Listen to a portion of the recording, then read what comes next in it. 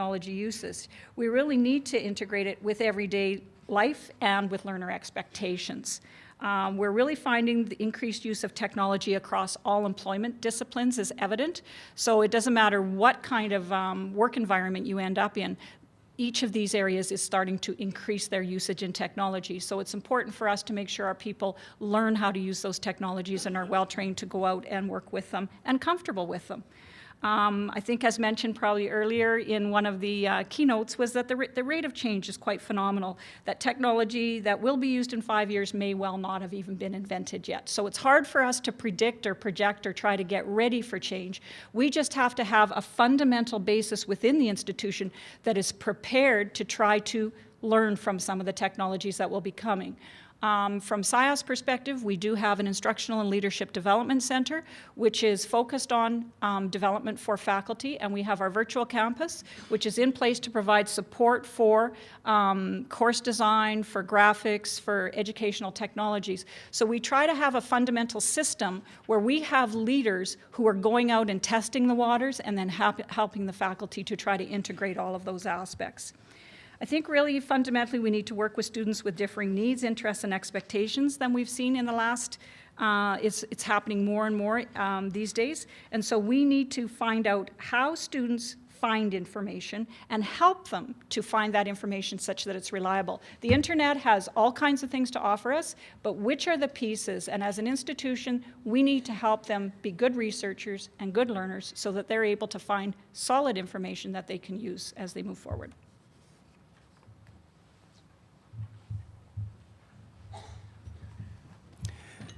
Thank you, Barb. Next, I'm going to introduce Dr. Herman Michel from the First Nations University of Canada. Herman.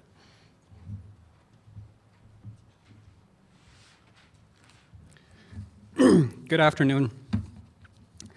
I'm just coming here from the campus this morning. Our whole power went off and all the computers went off, and it seems like I've lost a limb along the way.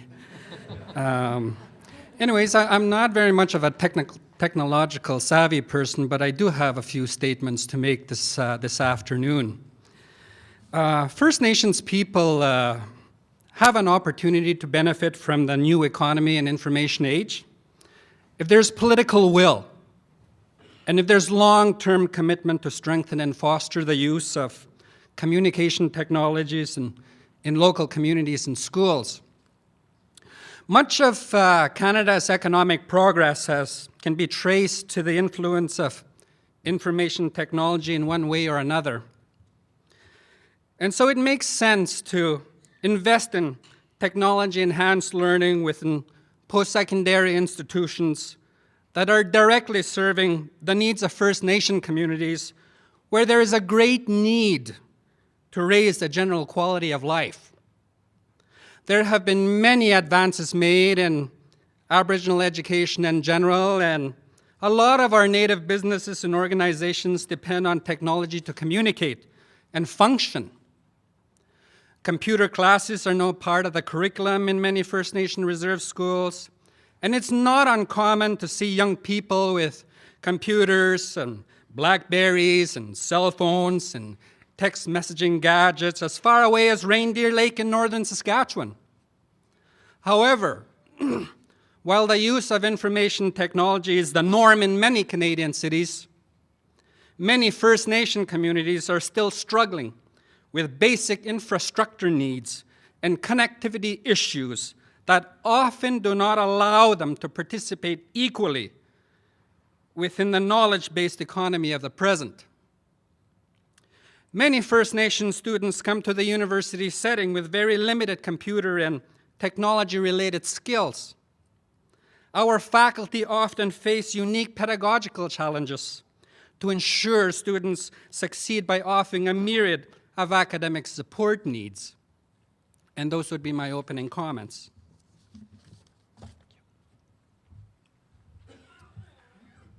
Thank you, Herman. Next, I'd like to ask Dr. Ernie Barber to come and give us a few words. Ernie. Thank you, Phil, and good afternoon.